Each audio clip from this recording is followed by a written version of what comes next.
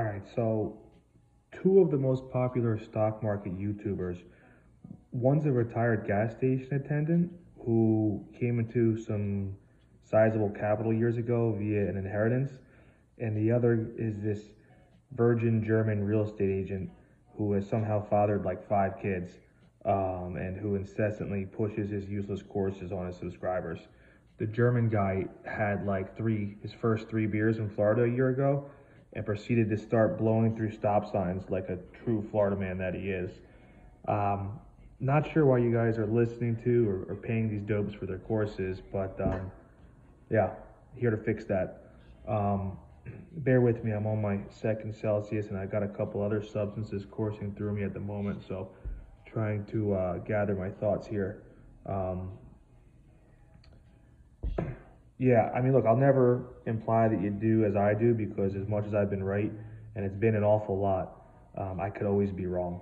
I was actually one of the more well-known Wall Street bettors before I got banned from Reddit altogether for fighting with some pro-Hamas cucks late in 23. I started an account on Wall Street bets. It was 100,000 exactly, and verifiably traded up to 810,000 before I was banned. And again, that was all between the end of 2022 and late 23. That same account has actually 3x'd since my ban, and I'm doing this video from my balcony down here at the shore. So Steve Huffman, take a big suck of that. That shit, cuck stock Reddit is a far left cesspool overrun with bots. I mean, the prevailing political sentiment on Reddit really only truly represents about 3 or 4% of the actual general population here in America.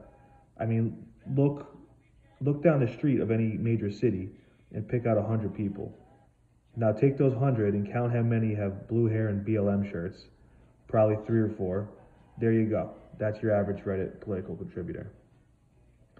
But yeah, I digress. But what I do is I exclusively YOLO one trade at a time. Most are multi-day or multi-week swing trades. Occasionally I open and close some within a few hours. I never have more than one trade open simultaneously, and I'm always directionally either long or short. I don't utilize straddles or any variation of them, and I'm usually waging anywhere from 10 to 40% of my entire account on any given trade.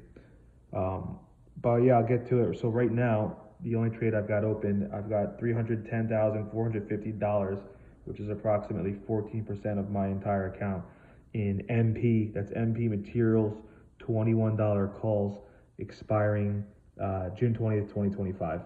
I'll tell you why. The Trump administration openly and repeatedly signals individual stocks and or entire sectors that they want to pump. Big Daddy Trump just recently actually learned what rare earths are, but let me tell you, he's got a massive erection for him. From reports I've read, my understanding, again, not financial advice, is that the Trump administration is on the verge of heavily subsidizing rare earth refinement here in the US of A. And nobody, and I mean nobody, is refining these metals except for MP Materials. Purportedly, our government may even take direct ownership stake in MP Materials. So right out of Xi Jinping's playbook, Big Daddy Trump is doing whatever he pleases with domestic companies, as kings do. Now, why is the world suddenly fighting over these rare earths? Well, they're incredibly important and relatively scarce based on how difficult they are to extract, since they don't vein in large concentrations like other ores. There's a reason China removed rare earth exports to the US almost immediately. It's arguably the biggest card they had to play, and they've already played it. So here's my second point. You're not going to see a trade war capitulation from China near term. The Trump administration is currently in the process of completely reordering and reprioritizing our trade partners around the globe. I suspect a large percentage of the low-tech goods coming from China will come from Mexico in coming years. Higher tech goods will likely be produced domestically to a far greater extent and also come from less adversarial Southeast Asian trade partners. So our supply chain, it's going to look very different in 5 years. Simultaneously, China is also trying to decrease their reliance on exports to the US, but this is already proven to be an uphill battle for them. And frankly, they're experiencing a lot more economic pain than the U.S. So Trump has far more leverage. Right now, he's about 10 minutes into a massage at his favorite amp. That's Asian massage parlor. And the question isn't if will Xi finish the job. Oh, he's going to finish Big Daddy Trump. The question is if Donald's back is rubbed for another 30 minutes first. We're in about the first 10 to 12 minutes of the rub down. I'd say in the meantime, Trump needs to quit announcing that Xi is his friend. He said it a number of times lately in interviews. I don't know what Don is rushing to get to the conclusion of this trade negotiation for. I think he's got to lay down, let little Jinping finish the rub down, and yeah, I mean, look, one day Trump, he's stating the market has to endure some pain and take its medicine, and then the next day he's taking interviews trying to quell market volatility like a CNBC pundit, because he wants to remain popular in his golf club. He wants to be able to joke with his buddies about grabbing pussy without the VIX, touching 40 every other week. But yeah, as much as Big Daddy Trump's got the upper hand, he's got to quit signaling that he wants to strike a deal with Winnie the Pooh. I don't know if you guys have ever done any sort of business negotiation with Southeast Asians, more specifically Chinese, Koreans, and Indians. They negotiate for sport. If you're not willing to die to get the better deal, you're going to lose. These people's entire reputation is on the line during every negotiation. They are considered an abject failure by their own family if they capitulate without striking a good deal. That can go for anything. It could go when they go to buy a car. They approach it the same way. It's life or death. All right? So Trump knows this, and he's smart enough to know that for the second term, in order to really gain the edge with regard to trade negotiations with China, he had to get some of his Jewish homeboys deep into his cabinet. Big roles.